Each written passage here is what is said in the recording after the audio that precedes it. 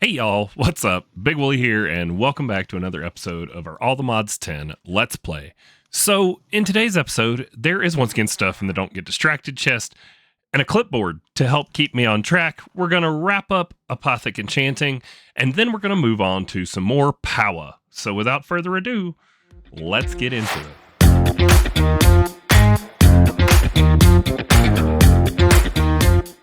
Here we are in the Don't Get Distracted barrel chest thing, and I was talking about how I wish there was a clipboard in here, and then I was like, well, have you searched for it? I just knew create wasn't here. There is one. There's actually two. The other one I can't use. So the one from Mine Colonies, it won't let me use, but this one from Bibliocraft Legacy allows you to give it a title and put things on here. So as you can see, for today, we've got the Mythic Enchanting set up, some Oresight potions, a bunch of stuff. All of this is from POWAH. So the Magmater, we're going to make that. Player Transmitter, Ender Cell, Ender Gate, Energy Cell. We got to make like player cards, all sorts of other stuff. Let's see if we can wrap up the Mythic Enchanting to get started. So one thing I really wanted to get to last time, and we just ran out of time, that episode was long already, sorry about that, is the library. So the enchantment library is one of my favorite pieces of apotheosis or apothic enchanting or whatever. I guess they split all this up or have named mods different. I'm not sure. Maybe these are ports. I honestly don't know. But this thing right here, the enchantment library, let's go ahead and craft it up. Where did I put it? There it is. This is awesome. So this is a single block. It doesn't have to be with your, enchant stuff. But when you place this block down, this block allows you to take all your books that you have, and we just feed them in here. And now, if we want something that we have a book for, which, like, we don't have fortune, but say we want efficiency, if we mouse over it, you'll see max level available is 3. There's 4 points stored. So if I click it, it's going to give me an efficiency 1. If I click it again, it's going to give me efficiency 2. Click it one more time, it gives me efficiency 3. Put it in the blue slot to put it back in. It will only allow you to withdraw the highest level enchant you've had in here before, and only if you have enough levels of that enchant stored in here for you to pull it out. I know that kind of sounds confusing, but one of the easiest ways is if we were to say, do I have enough levels to do this? I probably do. Let's take all of them and see how many we got. Oh, we've only got 56. Okay, so let's take a book out.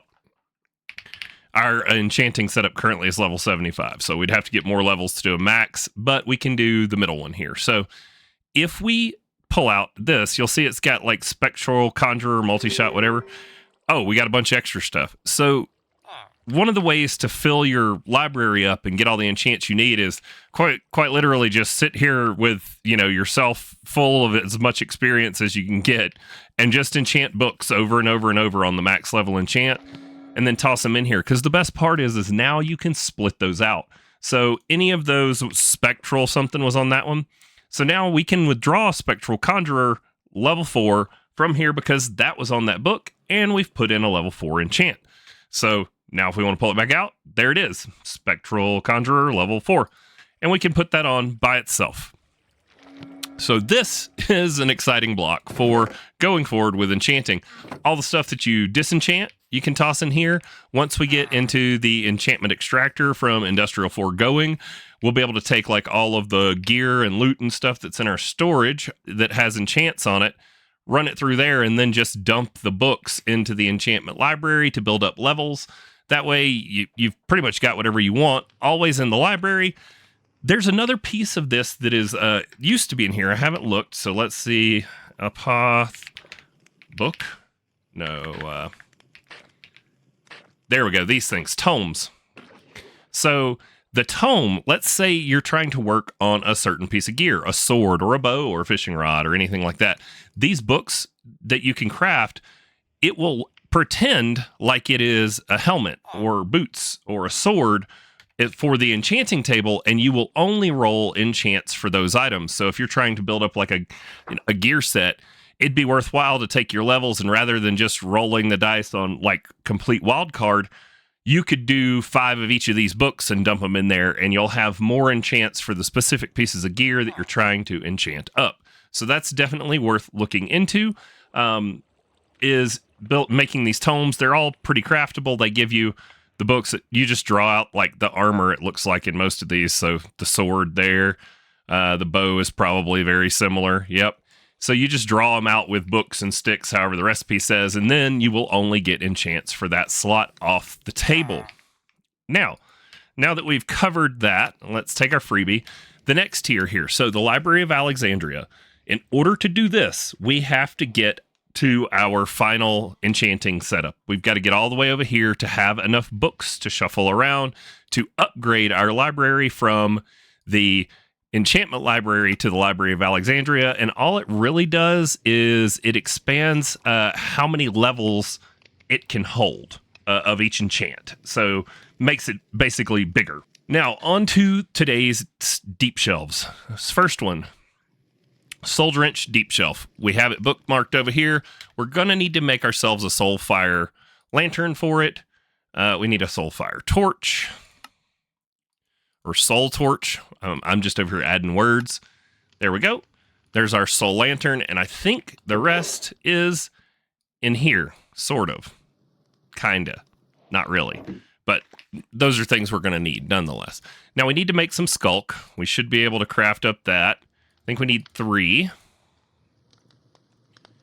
And then we need an infused deep shelf, which is currently over here on the setup. So let's pull one of those off. Did I have those left over? Deep. Nope. Did I put any in here? No. Okay. So I didn't have any. Oh, I did. I had bookshelves left over right there. Duh, Wooly, you put them with the enchanting stuff so they'd be there rather than in the don't get distracted chest. You did this solely so that you would get distracted, probably. Okay, here we go. The Soul Touched Deep Shelf. Presto. We get our quest credit for that one. And this one it's like an improved Hell Shelf. It gives a lot of quanta, and it gives you a higher Eterna max to 75, which means better enchants. So we can put that down, and now our enchanting setup will go to 75 instead of 70. Oh, and by the way, for those of you last 2 episodes while I was like putting an item in here to check it every time, yeah, I figured it out. It's on the tooltip. So right there at the top center of the screen, you can see your levels without having to put an item in the table. You know, I still do noob things every now and then, so it's okay. All right, so here we have the Soul Touched Deep Shelf, and as you can see, that raises our max to 75, which means we can get even higher level enchants now. Let's put our XP back in our backpack before we lose it. On to the next step in the quest book. Oh, it gives us some Skulk for free, thank you. Soul Touched Skulk Shelf. So it wants the Soul Touched Deep Shelf that we made, a Skulk Catalyst, some Skulk, and a Warden Tendril. I think we have all of that in our storage, and I think we have that bookmarked Soul Touched Skulk Shelf. We need to make one more Skulk. And then we just need to pick this shelf up. And then we can make it a Soul Touched Skulk Shelf. We got the tendrils from killing the Warden for our data model, if you were wondering where those came from.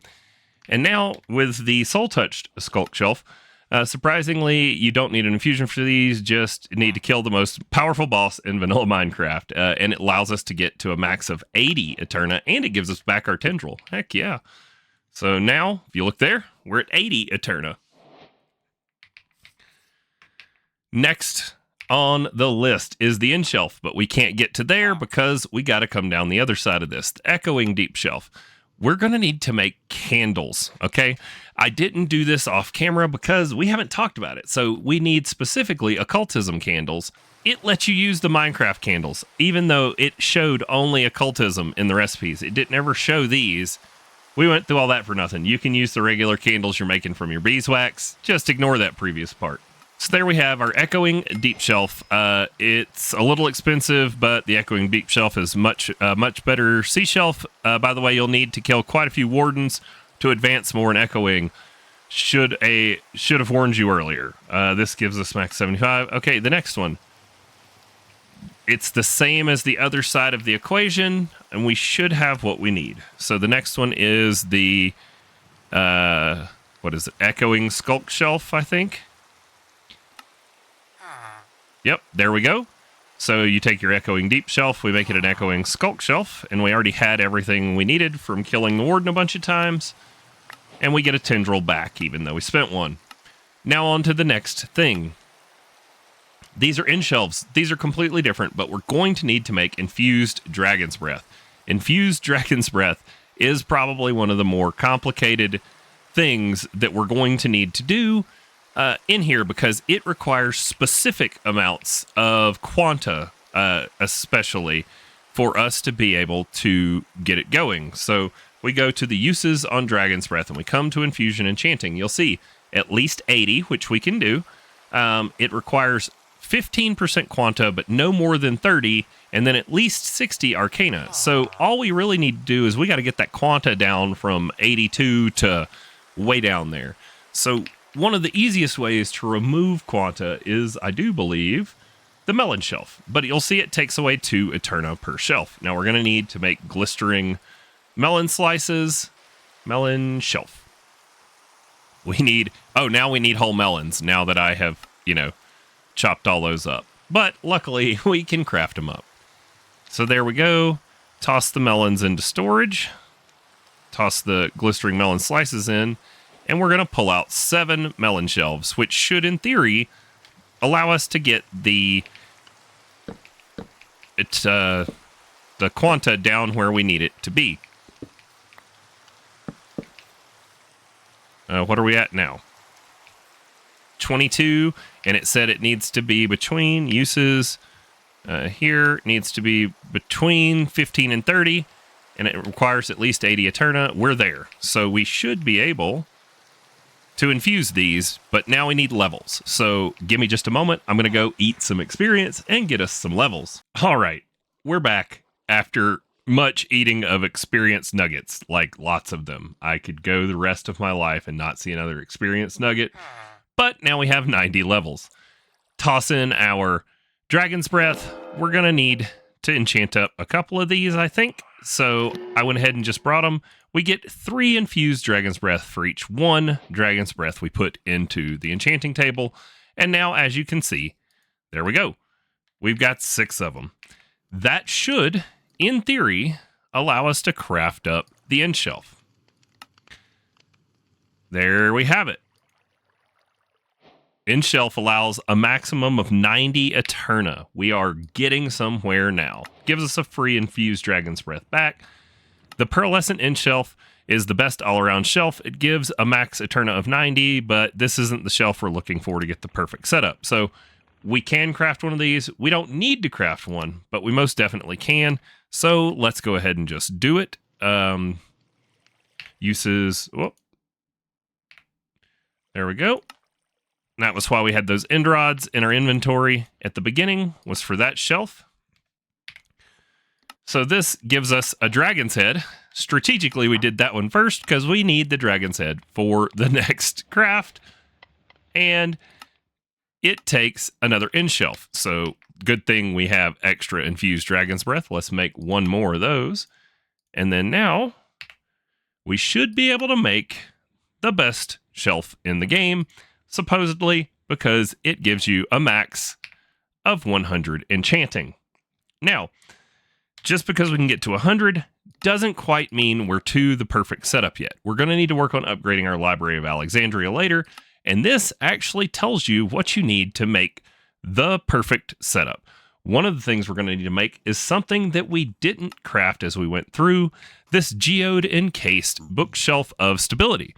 So this bookshelf is what they use in this pack, it looks like, to remove. Used to, we had to make these shelves that removed or added resetification to lessen negative effects. It looks like now all we need to do is craft up this geode encased bookshelf, which we're going to need some calcite. I can craft that straight out of my storage. We're going to need a budding amethyst, which is done with at least 30 quanta, but no more than 50. And then at least. So we're going to take away a couple melon shelves here, probably. And then, yep. There we go. And now we should be able to enchant up a block of amethyst. So if we take a block of amethyst, it should turn it into budding if we put it on the table. Infusion needs lapis. There we go. Budding amethyst. And then that should give us everything needed. Get into your crafting, Wooly. There we go. Sorry about that. Sorry you had to see me like that. So there's our geode encased bookshelf of stability. This should remove things like life mending and whatnot from the pool. It should say something like balanced or something. I don't know where it shows that stat, but it also takes away 15 quanta itself, and we can use melon shelves and other things to take away more quanta to get to the right setup. I think that's going to be, yeah, I don't know, something in here will do what we need it to do, right? Allows treasure enchantments. Ooh. All right. So we've got a little bit more to go there for the perfect setup. But as of now, we can make ourselves a level 100 enchanting setup. I'm going to take away some of these melon things and whatnot, and I'm going to play around with it on, the off camera and see what I can get to. We're going to make another episode out of the best enchanting table setup because there's just stuff here we don't have that I'm not prepared for. We don't have the enchanted deep shelves, even though we could probably make them rather easy. Yes, we could. But I want to get into POWAH, okay? Enchanting is cool and all, but I want to get into POWAH. So here we have it. If we just want to toss it down just for the sake of seeing it, there is a Draconic End Shelf, and now you can see we have 100 Eterna, and that will allow us to do level 100 enchants. Oh my gosh, would you look at that? We would get Looting 6, Miner's Fervor 3, Scavenger 2, Soul Looting 6, and probably other enchants. It just doesn't show them on our Butcher's Knife. That's pretty awesome. Should we do just one? Let's just diamond pick, or no, diamond sword. I want a sword. Let's make a diamond sword. Let's toss it in the table. Let's grab out to 100 levels. I need to turn the pump off. Wow, look at the levels go down to get up to level 100. So there we go. Knockback. Who wants knockback? Boo! Boo this man. Oh, and it gives us life mending. Nice. Well, I guess we'll be disenchanting that one, but now we've done a level 100 enchant on our setup. All we have to do now is balance this out, get the right number of clues and things going, and we will set up the perfect one in a future episode. So give me just a moment to switch gears, and we will move over to POWAH. Alrighty, inventory emptied. Let's pull out the handy dandy clipboard and make sure I'm not getting off track. So, Apothic Enchanting setup. Check. We got to level 100. We didn't do that top tier one because I have other things on the agenda. Honestly, it's right there in the quest book. It spells it out.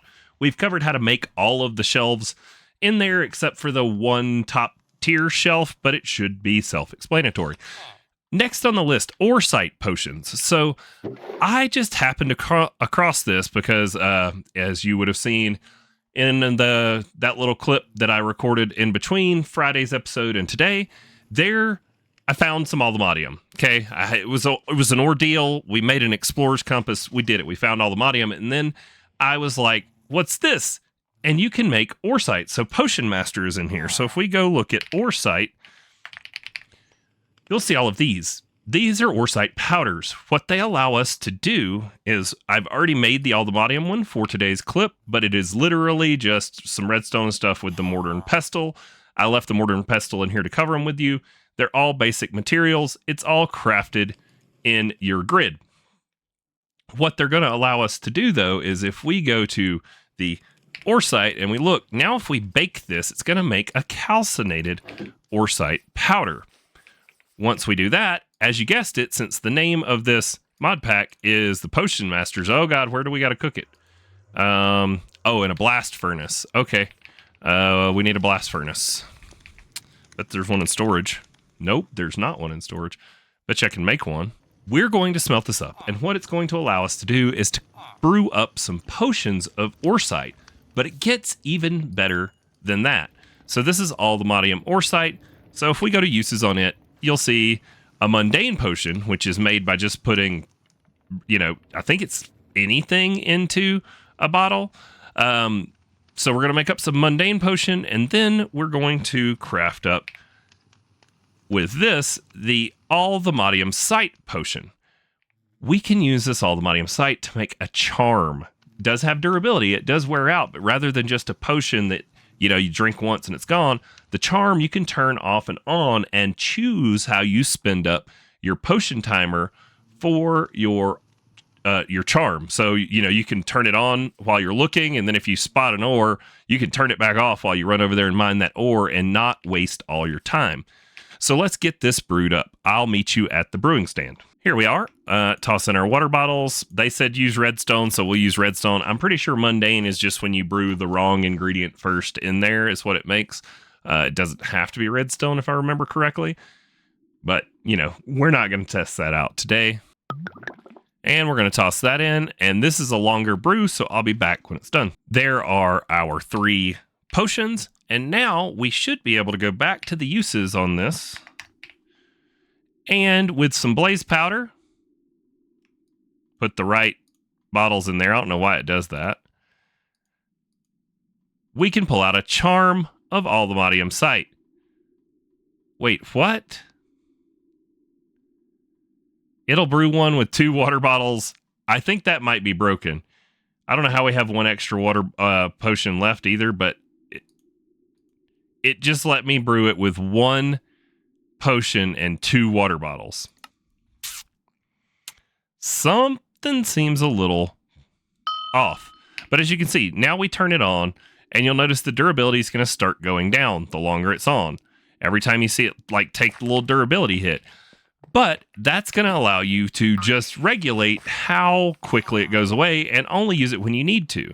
So if we come over here and we go to Wooly's Ancient City, which is not really mine, it's just the one I found. Now, I know there's another. This was where we got our Allthemodium over there, and our Suspicious Clay was down there for our template, our smithing template. But I remember seeing another piece from up here that I was like, hey, this will be a good spot to demonstrate how the charm works. It must be this other end over here. Oh, and by the way, I dug straight down on top of this thing. Like, I used the compass and it landed me on, we're on the portal. We're on the portal in the ancient city. Like, on top of it was where I dug it. There we go. So there's some Allthemodium we can see, but if you turn on your potion of sight, it should, when we get close enough, it should outline it. But as you can see, we can see that one from further away than, the Oresight potion is outlining for us. There you go. Now you can see it. So there's actually 2 over there that we can now go and get. So once you know where they are, if you right click it to turn it off, you don't waste the timer on it, and you'll have it for the next time you're out hunting your Allthemodium. So I'm going to grab those pieces off camera, meet you guys back at the base. Another one marked off the list, moving right along into POWAH. I think I have everything for all of those items listed right down here in the bottom of the chest. So if you want to take a picture of that, there's your time. So now let's just clear it all out into our inventory. We're actually just going to dump it all into storage too, but that should be everything that we're about to go through. So on the list, POWAH Magmator, Magmator. There we go. So the Magmator, tier 1, this allows you to convert lava into power. We're going to go ahead and make this into a tier 2 Magmator. The basic, to go ahead and unlock that. As you can see, we can go all the way through with starting to energize stuff. We did do hardened back when we first got into POWAH, but I don't have enough of that together right now for us, so we're going to stop right there. Next things next. Okay, so my wireless, it's great and all, man. Love it. Absolutely love it. But you see that power bar right there? You're like, oh, that's 1.6 million. It runs out. And then you have to charge it. And it takes forever for it to charge over here in the charger. So POWAH has what's called the player transmitter. It will send power directly to my player and recharge that for me without me ever having to take it off. That is why we want to get into it. So starter player transmitter, we need an aerial pearl. An aerial pearl is made by making an aerial pearl here within iron bars, dielectric paste, and ender pearl. And then, as you saw in this, it says we need to use an aerial pearl on a zombie or a husk. So we need to go find ourselves a zombie or a husk. If I was a zombie, where would I be hiding? I wonder. Do we have a zombie spawner? Can we just toss down either zombie or husk? Would you look at that? Zombie spawner. Presto. So let's just, let's come over here. Let's throw down our zombie spawner. Wait on one to spawn. And we will right click it with the pearl. Is this, oh, this is going to be too bright. Oh, how do we modify that? Let's see. Let's go look in our quest book. So this would be under Apothic spawners, I believe. Yeah, okay. Burning, Apothic spawners.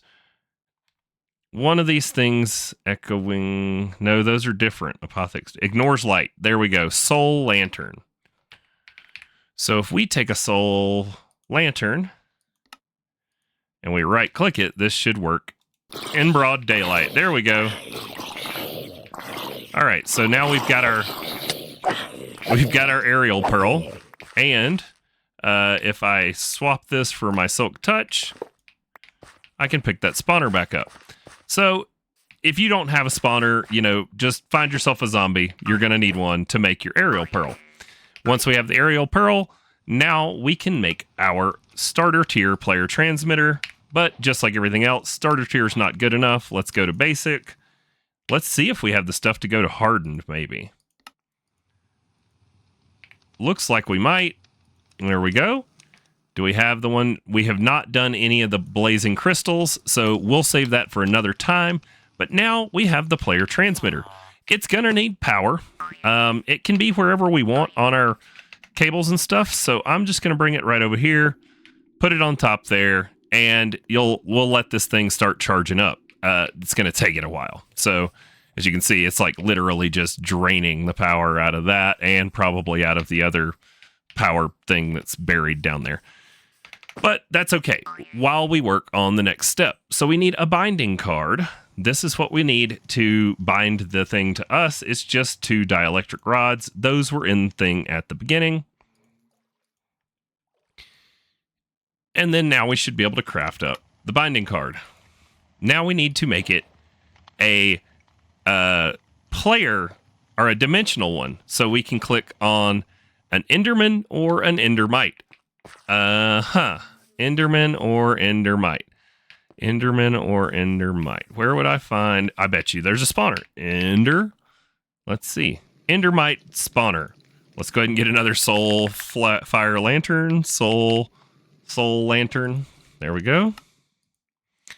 So now, once again, let's run away from the base. Let's spot ourselves an Endermite. And then we can right click it with our card. Silk touch our Endermite spawner, and there we have it. So now we have a binding card dimensional. Next things we need to do is I do believe we shift right click it, and it's now bound to me. Then if we take a look, let's go ahead and let's just put this on our hotbar so we can see this happen. If we put this in here, we should see, there you go. It is charging my wireless crafting terminal on my player without me having to do anything. Now we don't have to worry ever again about that running out of power. Or here's the kicker. We don't have to worry about other things on our player running out of power. Here's who I'm talking to. Yep, I'm looking at you, jetpacks. We have iron jetpacks in here. We have piddled around far too long with our springy boots and our, cloud in a bottle for mobility, and it's been great. But like getting all the Amadium out of the ceiling of the ancient cities, a jetpack that's wirelessly charged is going to be huge for us for that. We're going to need to make sure that this is capable of outputting as much power as we're going to be consuming with our jetpack. We'll get into all of that in that episode, but these are huge progress that we are making. So let's take a look at the list. We did the player transmitter. Next, it's nice. Now, next to one, energy cells. So the energy cell is how POWAH stores stuff. It's how it stores energy in the network for you to use at a later time. So we're going to go ahead and make up 2 of these because it takes 2 of them to make the next tier, the basic. We need to make another dielectric casing. And there we have it. Now we're up to basic. Can we do hardened? Maybe. Let's see. I think it needed 4 of those. We need 2 basics. Yeah, we're not going to have enough to get up to that. But, so here is an energy cell. An energy cell stores power, but we're going to use it in conjunction with an ender cell. The ender cell is the next thing on the list. Well, it's not the next thing on the list, but it's the next thing we're doing. So the ender cell. This requires a fun process. We're going to have to, for the first time, make up something else in our energizing orb. So we need an eye of ender, a dielectric casing, and a tiny basic capacitor. Let me grab those and I'll meet you guys over there. Back over here at the energizing orb, all we have to do is toss in our eye of ender, dielectric casing, and our tiny capacitor. You'll notice it start to charge it, and there we have it, an ender core. The ender core is what we need for a lot of the ender type gadgets that have to do with POWAH. Ender typically means that it's cross-dimensional. So let's make our ender cell basic. And what this is going to allow us to do is, while the player transmitter sends power to the player, the ender cell allows us to send power to machines. So we're going to be able to open that up, and then we can take this basic. So you'll see right now that it doesn't hold any FE. But if I shift click that in there, now it holds 4 million FE in this ender cell. What we can do is this will pull power from our network, and it will send it out to, pretty much everything else. We're going to be able to send power wirelessly to other machines. So if we wanted to turn this into the factory, which takes power, we're going to be able to use the gates. So ender gate. These things here to send power directly to machines. Looks like we're going to need some cables and some more ender cores. Let me get those together. All right, crafted up the things we need. End gate. And now we should be able to make our starter gates. These here are set. The priority used to be set by the player that placed them. You don't have to bind them to your network in any kind of way or anything of the sort. You just, if you place them, it ties it to your ender network. Now, we had made a factory upgrade, but I hadn't put it in yet because we needed to get a way to get power over here without having to move our furnace. I'm sure some of you have been eyeing that in the Don't Get Distracted chest, but now you'll notice it just spit this tiny coal out on the ground because it's like, nah, I don't need that coal no more. I need power. But look at what it does. You see how much that is going to let us smelt at one time? That's unbelievable. So let me get this chest full of coal out of the way, and then we're going to take an ender gate and slap it right on the side, and we should see this thing start to charge up. I'm over here trying to figure out why it's not working, and it's working. So maybe we were waiting on a buffer to be full, or maybe these two machines were fighting for power. I'm not really sure what changed, but it is charging. Now, if I break it, I lose all that stored power, but I want this back where it goes, and I want to put the ender cell, or the ender gate, back on it with it where it goes in the setup, and let's make sure that everything is working like it should with it where we want it to be. Alrighty, I figured out our problem. it was power generation. So with it tied in over here, you've just got the windmill, the coal furnator, and the little thermo doohickey, the thermo generator down there. Those don't really make a whole lot of power. So I moved it and connected it down here to our extreme reactors, which makes like 10 kFE a tick. And as you'll see, the buffer on the Ender network is filling up, and this furnace is now charging. So if you're having issues, just check and make sure you got enough power generation to keep up with the devices you are trying to charge up. That, I do believe, Ender Cell and Ender Gate covers everything on the list. I hope you guys have enjoyed today's episode. It was a lot of fun. We're making progress on things that I really have been looking forward to, like wireless power, for a long time, because it opens the world to things like jetpacks and whatever else. We now have the ability to enchant up our gear so that we can get pretty godlike and just be able to go around and really explore this pack. I can't wait to see you guys in the next episode. If you haven't already, go ahead and hit that like button, subscribe, ring the bell for notifications, and we'll see y'all next time.